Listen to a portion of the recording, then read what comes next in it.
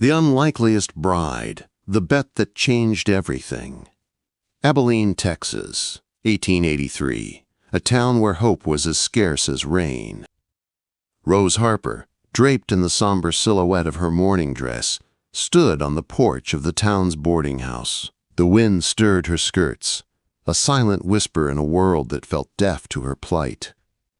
She was unaware that just down the dusty road, in the smoky haze of the local saloon, a man was wagering her future on the turn of a card. Jeb Callahan, a rancher with a face weathered by sun and stoicism, slammed his empty glass on the table. The words, uttered with a drawl as dry as the prairie itself, echoed through the quiet chatter. "I'll marry the Harper widow for 50 acres and your new stallion, Matthews." The roar of laughter that followed was a cruel soundtrack to the bet, a bet no one believed he'd actually follow through on. The ink was barely dry on the marriage certificate 3 days later, her acceptance a blend of desperation and defiant pride. But before we reveal the shocking truth about what happened on their first night at the Callahan Ranch, be sure to subscribe to our channel. We bring you incredible, forgotten true stories from America's past that the history books leave out. Sheriff Grant Lawson watched the mismatched pair ride away, shaking his head at the most heartless wager he'd seen in his 2 decades on the force. The betting book at the saloon had Rose running back to town in tears within a month, with 10-to-1 odds against her. What none of them knew was that beneath Rose's quiet exterior beat the heart of a survivor. Her husband's gambling had left her not only in debt but a pariah in a town that had once welcomed her. And as the Callahan Ranch appeared on the horizon, a lone 2-story house standing against the vast Texas sky, Rose's mind was already racing. The bet had begun, but so had her plan to transform from a cruel wager into Jeb Callahan's greatest shock. The whole thing started, as it often did in Abilene, with too much whiskey and not enough sense. Jeb Callahan was on his 3rd glass when Luther Matthews began running his mouth about the fat widow Harper. He claimed no man would have her, not even with the small inheritance she had. 50 acres and your new stallion says I'll marry her by week's end. Jeb had growled, his words cutting through the smoke. It wasn't about kindness or even desire. It was about pride. Jeb Callahan had never lost a bet in his life. The news spread like wildfire. By morning, women were whispering behind their gloved hands as Rose went to the general store, completely unaware that her future had been decided over whiskey and cards. Sheriff Lawson cornered Jeb outside the barbershop. His face was a mask of disapproval. "You're gambling with a woman's life, Callahan. That's no different than gambling with a man's last dollar when he's desperate," he warned, his hand resting on his holster. Jeb simply adjusted his hat. "A bet's a bet, Sheriff. Besides, she'll have a roof over her head and food. More than most widows get out here." His voice was as flat as if he were discussing the purchase of a new plow. Rose received his proposal on her boarding house porch. Her eyes gave away that she knew the true motive behind his sudden interest. "I know about the bet, Mr. Callahan," she said, her voice steady. "I'll accept on one condition. You never speak of how this marriage came to be." The minister looked uncomfortable as he joined their hands. No one offered congratulations. Rose's younger sister, Nellie, pressed a small bundle into her hands before she boarded Jeb's wagon. "Don't let him break you," she whispered fiercely. "You write if you need me." Quote, Luther Matthews and the men from the saloon watched them go, 50 acres for taken. In the fat widow, Callahan got himself robbed, Matthews yelled, his cruel laughter carrying on the wind, but none of them noticed the grim determination on Rose's face. She had survived her late husband's drinking and debt. She had survived the loneliness of widowhood and the town's scorn. She would survive whatever waited for her at Callahan Ranch. The sheriff watched the wagon until it was a speck in the heat haze. He'd seen the look in Rose's eyes, not defeat, but quiet calculation. "God help you, Callahan," he murmured. "You've no idea what you just brought home." The journey to the ranch passed in silence, with miles stretching between them like an uncrossable chasm. As the two-story house appeared on the horizon, Rose straightened her back, preparing for battle. Not just for survival, but for respect, something she had never truly known. The ranch house loomed against the setting sun, a testament to permanence, not comfort. Rose noted the lack of curtains, the absence of any garden. Jeb led her inside without ceremony. "Your room's at the end of the hall. I eat breakfast at dawn, dinner at sundown. The rest is up to you," he said flatly, as if reading a contract. The interior reflected the same stark functionality. The furniture was solid, the walls bare. That first night, Rose sat alone at the kitchen table, assessing her new domain. The pantry was bare, the stove poorly maintained, and the water pump squeaked with neglect. Morning arrived with the crow of a rooster and the sound of Jeb's heavy boots, leaving for the barn without a word. Rose quickly dressed, determined to establish her place before the sun was fully up. The kitchen was her first battlefield. She scrubbed years of grease from every surface until her hands were raw. By the time Jeb returned for breakfast, a spread of biscuits, bacon, and eggs awaited him. He ate without comment, but the slight widening of his eyes and the clean plate he left behind were all the approval she needed. The ranch hands eyed her warily when she appeared at the barn with a lunch basket. The oldest hand, a leathery man named Hank, finally acknowledged her with a tip of his hat, Mrs. Callahan. The title felt strange, a reminder of the hasty transaction that had brought her here. By the end of the first week, Rose had mentally mapped every inch of the house. The place was solid but neglected, much like the man who owned it. In the quiet of her room, she wrote to her sister, Nellie, careful not to reveal the loneliness. "The ranch is bigger than I expected. Mr. Callahan keeps to himself, which suits me fine. I have plans for this place that would surprise them all." The second Sunday, she put on her best dress and waited by the wagon, Bible in hand, town's 15 miles. Jeb said gruffly, "Church ain't part of our arrangement." Rose simply climbed onto the wagon seat, took up the reins, and left him with a choice: join her or watch her drive away alone. Heads turned as Rose entered the small white church. She walked down the aisle, chin held high, despite the whispers. Jeb had chosen to stay home. The sermon pointedly focused on the sanctity of marriage, with Reverend Phillips glancing meaningfully in her direction. After the service, the women of the congregation gathered on the steps, their conversation faltering as Rose approached. Mrs. Matthews, Luther's wife, made a point of gathering her skirts, as if to prevent them from brushing against Rose's dress. Nellie, however, broke away from the group. "You look well, Mrs. Callahan," she said, loud enough for others to hear. The general store was no respite. Conversations halted as she entered. Mr. Henderson, the proprietor, took her list with pursed lips, his gaze flicking to her wedding band. "We're having a meeting of the ladies, auxiliary on Thursday," Mrs. Peterson said with a brittle smile. "As Mrs. Callahan, you'd be eligible to attend." The invitation was a challenge. Sheriff Lawson intercepted her as she loaded her wagon. "How are things out at the ranch?" he asked quietly. "Jeb can be a hard man." Rose gave him a small smile. "Mr. Callahan and I have an understanding, Sheriff. I'm exactly where I choose to be." The words were for more ears than just his. That Thursday, Rose arrived for the ladies' auxiliary meeting to find it had been postponed without notice. Through the lace curtains of Mrs. Peterson's parlor, she could see the women inside. Their teacups paused in mid-air as they spotted her on the porch. Nellie found her sister later. "They're saying horrible things, Rose. That Jeb only married you because no one else would." "Let them talk," Rose replied, sorting through fabric remnants for new curtains.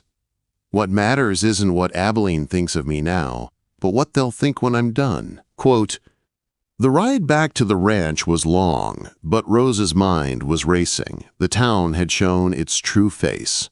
But she hadn't survived widowhood and poverty by wilting in the face of hardship. And she wouldn't start now. The north pasture of the Callahan ranch had been abandoned for 2 seasons. Jeb had written it off. Rose discovered the neglected land during her 3rd week, and the soil, dry but not dead, reminded her of her childhood farm. That evening, she approached Jeb as he sat on the porch. "The north pasture could be salvaged," she stated. "My father used clover to fix nitrogen in soil." Just like that, Jeb's eyebrows rose. "Your father taught you about farming." "My father had no sons," she replied simply. "He taught me everything he knew." The next morning, she found a small plot in the north pasture marked off, with a bag of clover seed on the porch. No words were exchanged, but the silent permission spoke volumes. Working the soil brought a flush to Rose's cheeks and strength to her arms. She sang old folk songs, her voice carrying across the land. Hank, the old ranch hand, started watching her work. "My grandmother used to plant by the moon cycles," he offered one day. Said it made the difference between scraping by and abundance. Word of Rose's experiment reached town playin'. At bein' a farmer now, Luther Matthews sneered. "Bet that fat wife of yours gives up before the first sprouts show." The mockery died on his lips when Jeb's hand shot out, gripping his collar. "Mrs. Callahan's name doesn't belong in your mouth, Matthews. Keep it that way." By the 6th week, green shoots had broken through the soil. Rose stood at the edge of her small victory, unaware that Jeb was watching from a distance, his expression unreadable, but his eyes never leaving her. The ranch hands began to seek her out, first with questions about farming, then with requests for remedies for injuries or advice. The boss's Bet had become a woman of value. The late summer brought a brutal drought. Jeb found her standing by the dwindling creek, worry lines etched on his face. "Last time it was this dry, we lost half the herd," he said, speaking directly to her for the first time. Rose stepped beside him. "My father dug catchment basins above natural depressions. Saved our crops in '74. That evening, a small wooden box sat on the kitchen table. Inside was a silver locket with a portrait of a young woman and a small boy. "My sister and her son." Jeb confirmed later typhoid took them both while I was away. "Nothing to come home to but this land." The admission of his grief mirrored her own. Days of back-breaking work followed, as everyone on the ranch followed Rose's water conservation ideas. The drought intensified. Jeb spent longer hours in the fields, the weight of potential failure pressing down on him. One evening, she found him at the kitchen table, his father's ledger open to columns of desperate numbers. Without a word, she sat opposite him.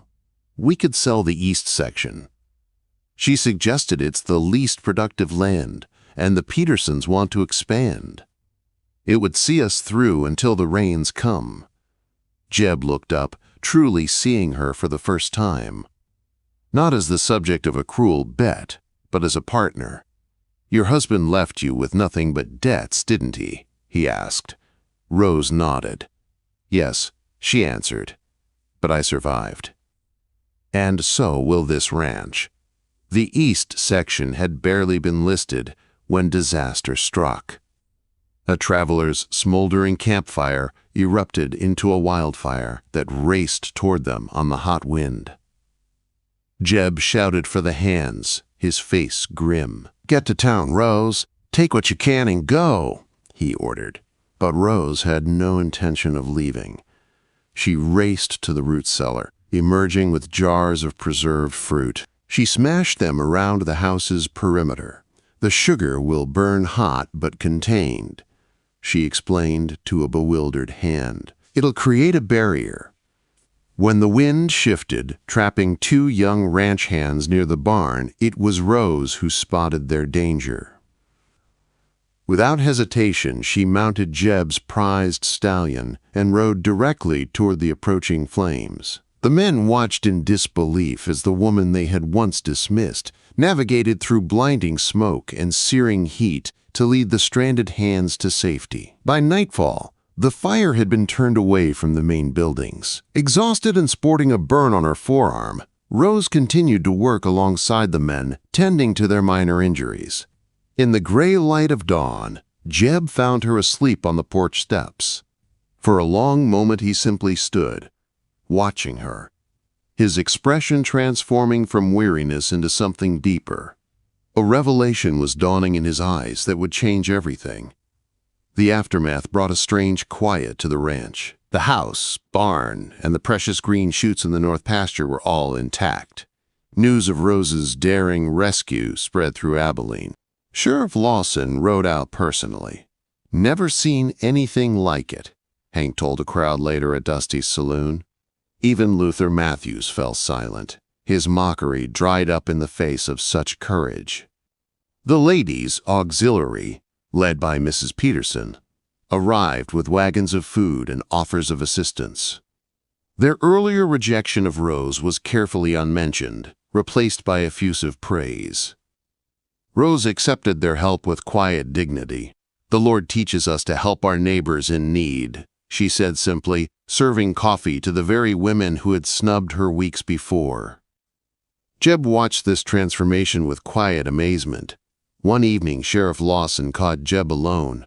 "You know, Callahan, a bet's just words until it's paid. But a marriage is supposed to be more than a transaction." The simple truth of the sheriff's words stayed with Jeb. That night, he found himself standing outside Rose's bedroom door, his hand raised to knock. Inside her room, Rose stood before the mirror, examining the healing burn on her arm.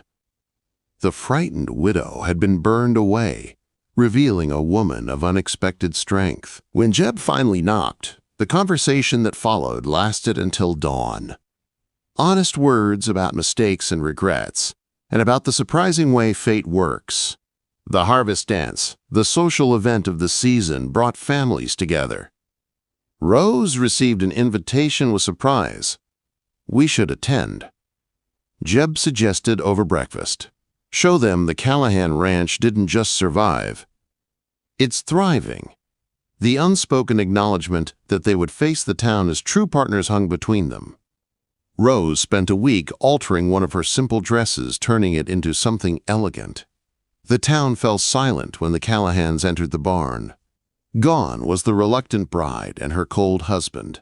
They were replaced by a woman who carried herself with quiet dignity, and a man whose protective stance at her side spoke volumes.